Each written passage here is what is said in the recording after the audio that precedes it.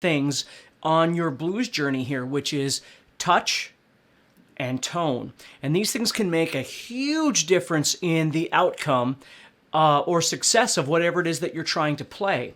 Now, obviously, this works in any style of music, but we're going to be gearing our discussion toward blues.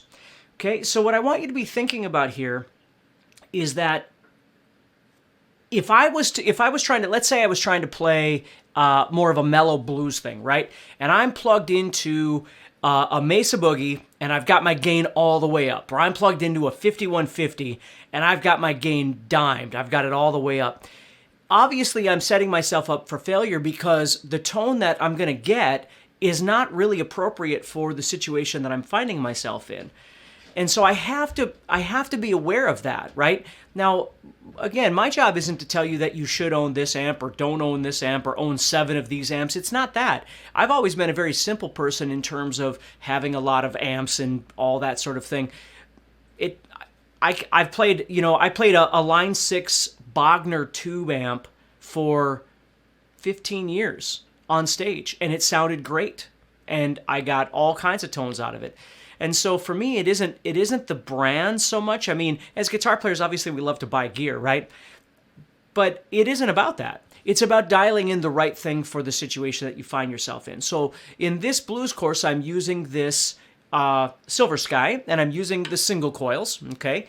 Now, if I was, generally, you've seen me use like Ibanez stuff that has humbuckers and things like that. And again, none of that makes a difference to me. As long as the guitar itself is comfortable, I can adjust it. I can adjust the tone and the touch to basically kind of mold around the situation I find myself in. So let's start off by talking about tone. Now, again, if I was trying to dial something in, what I like to do is what I call stacking. Basically, what I do is I try and create a guitar tone with the amp, whatever amp you've got. Basically, what I try and do is, unless it's one of two extremes, unless it's absolutely clean, I need something that has no distortion whatsoever, or it's absolutely heavy. It's got to be, for the metal stuff I play and things like that. If it's not one of those two things, it's just in the center here. And what I do is I build a tone by stacking. So right now what I've got here is just a basic general kind of sound. And I'm going to put my toggle switch in the bridge position. Okay, and then we'll start there. So as I play, and you can hear I've got a nominal amount of distortion on there. Now, again, it's nothing outrageous. It's just a rock and roll kind of distortion.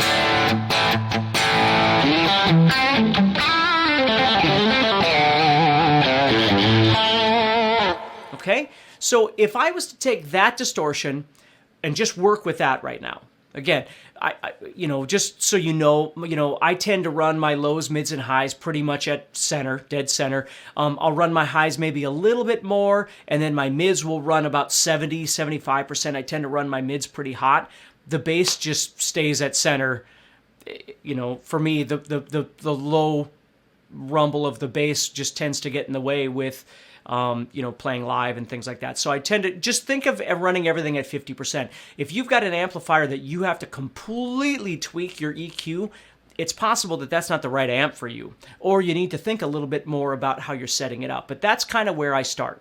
Okay, so what I'm going to do is I'm going to take the delay and the reverb off. So now I just have a plain old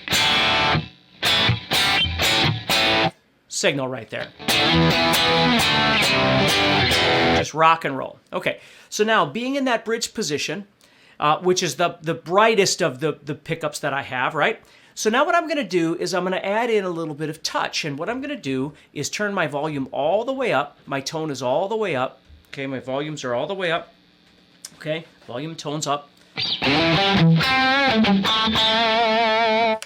Volume off. Volume all the way up, okay?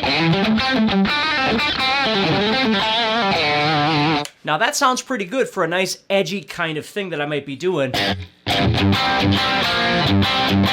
Kind of thing, right? But now watch, what I'm going to do is instead of picking so hard, I'm going to lay back on my guitar pick.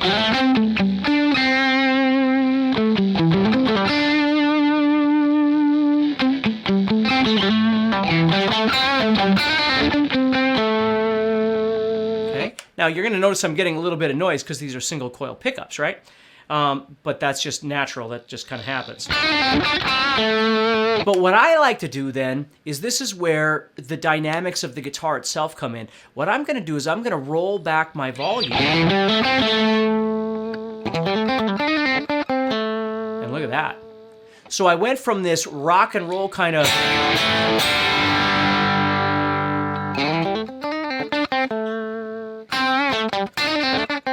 So now I can use the dynamic of picking harder and softer, but because I've rolled that volume back, all of a sudden it cleans things up. So a volume doesn't act like a volume on a stereo, right? The volume on a guitar is almost like a filter. So when it's open, it's completely open when I'm on 10. And when I roll it back, some of that distortion is filtered out. Some of that gain is filtered out. So for me, it's not a matter of trying to set up 25 different, guitar tones and presets and all this sort of thing. I just set up one sound that if I was all the way wide open, okay, I had my volume all the way up, my pickup selector all the way down, and I hit, that's that rock and roll distortion. Again, not metal all the way throttled and not completely clean, but in the center. And the rest of it is going to be completely controlled by me. So this is full on. Maybe you'd want a little bit more gain, maybe a little less, but my point is that that's the maximum that I can go. So for the blues stuff that I'm going to find myself in, I'm going to want to drop that back. So I lower my volume down.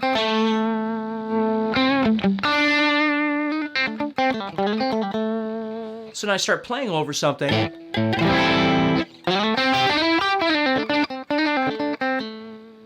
But let's say now, I like what I've got going here, but it's a little bit too bright because again, for me, when I'm trying to play more mellow, I don't really stay on this bridge position.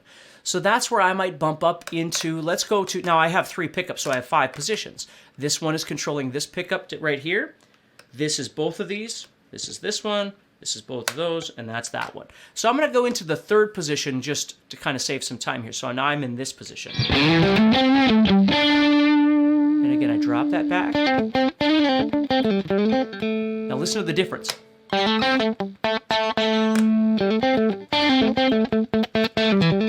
So it's warmed up a bit. It's got a bit more of this on it. A little bit more of that presence is gone. Now let's go to the 5th position, which is this pickup right here. Now we've got even less of that presence.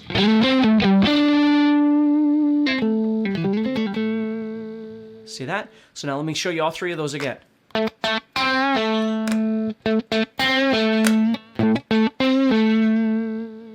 So now, with those 3 voices, now I've got the 2 center ones, the 2 and 4 positions too, but let's just deal with what we've got here. So with those 3 positions, the 1st position, the 3rd position, and the 5th position, I can decide which voicing seems to work best for the situation I'm in. And if I'm trying to be real singy, real vocal, I tend to go to this 5th position or this 3rd position.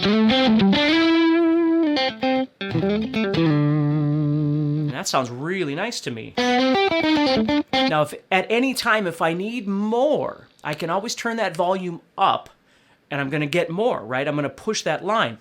But you have to understand that your touch and your tone create all of the dynamics that you have available to you. If you start your solo off maxed out on everything, right? You're in your bridge position, your volume's on 10, and you're playing. You don't have anywhere else to go as far as up goes, right? You can bring your volume down, and maybe the song that's what you want in the song. You want to start off just full bore, right? And then break it down later. That's okay if that's your intention. But if I was playing over something that's more mellow,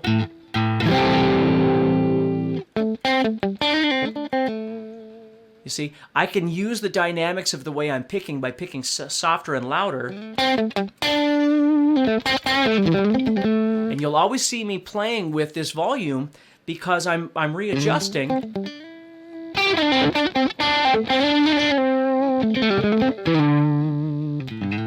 Depending on what I want, what I hear coming next, you see?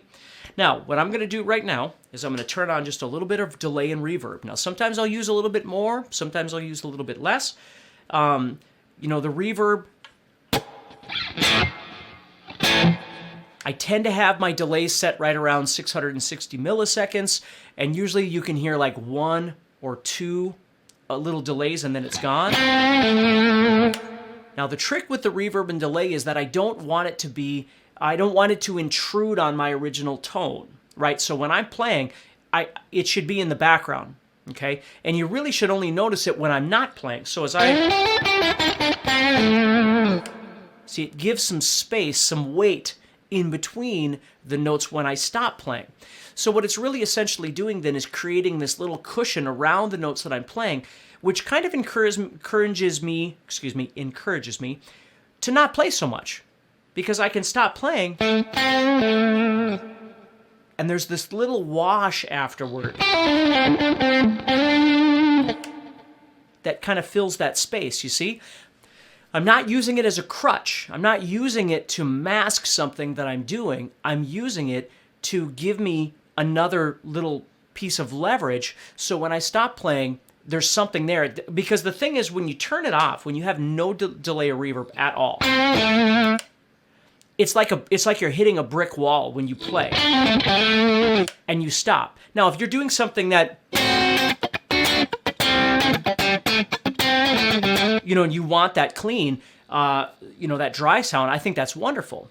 But there are times when you're trying to create this nice, melodic, beautiful solo, and if you don't have something that's kind of creating space around your notes, they just sound like they're dying, like they literally just, and they're gone. They're just kind of sucked into the black hole, where if I have a little bit of reverb,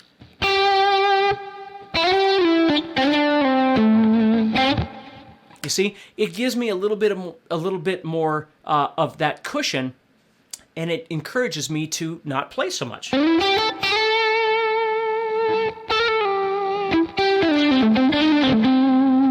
Okay, so now I've got that reverb on. I'm in this middle position right here.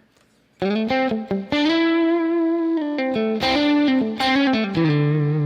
that sounds pretty nice, okay?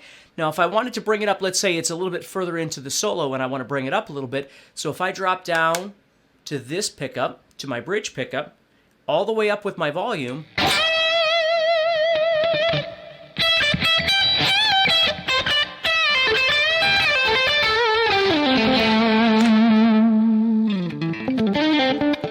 see, and then I can drop back down again. So when I need that push,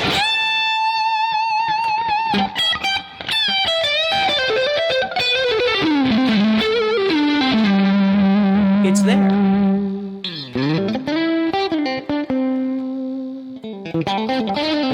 And I can always drop back. So setting up the proper tone to begin with, okay?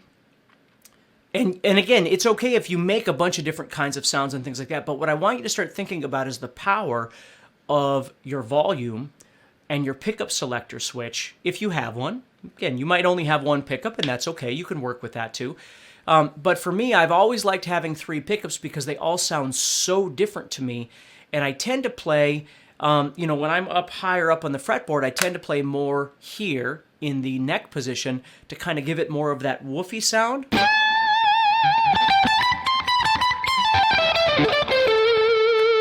And as I move down here, I tend to go the opposite direction, so I'll go toward the middle, or again, if I need more rock and roll stuff,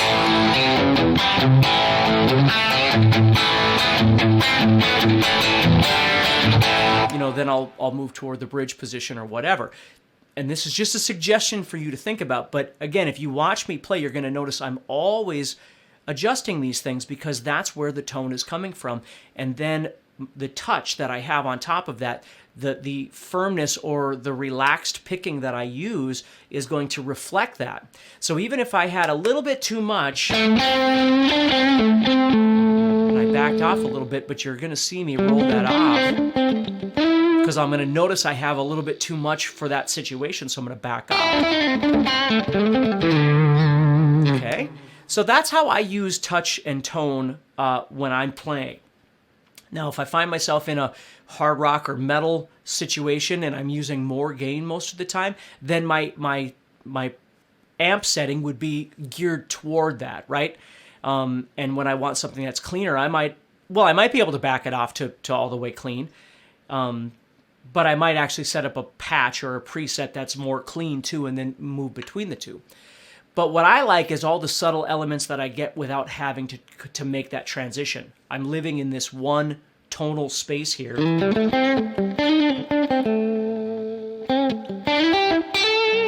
And getting all these sounds. See? Now, I do have a distortion pedal here, so if I was to do this, now I'm over the top. But let's say I wanted that. I wanted to go into something where my solo really goes from here to here.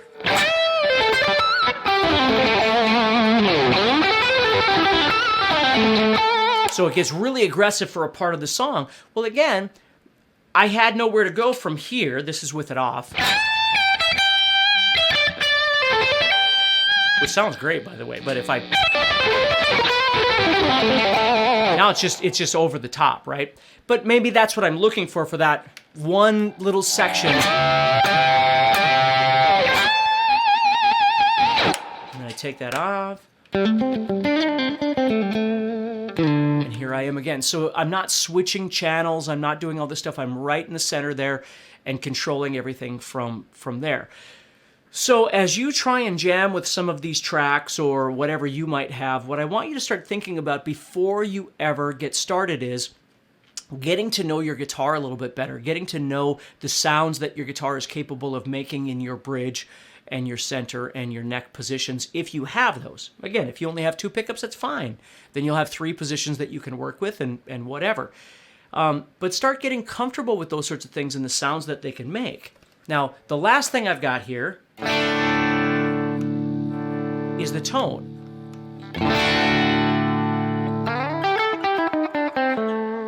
Now, on this Silver Sky in particular, when I put it down in this bridge position pickup and turn the tone all the way up, it's fairly bright. But if I drop that tone back, I'm just dropping the tone control back just a little bit, you get this really nice sound.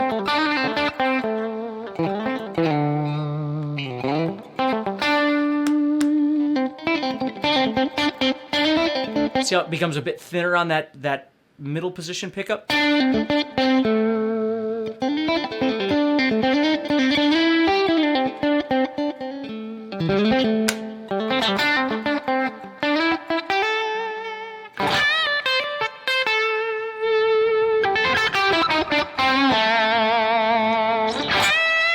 You see, so there's lots of room to play with here in the sounds that I'm creating. So again, take the time, learn about your guitar, learn about the options of things that you have on the guitar, not just turning everything all the way up and then going for it, right? Which can be fun. I'm not saying that that's bad. I'm just saying that there's a lot of room for a lot of things that you can do with your guitar.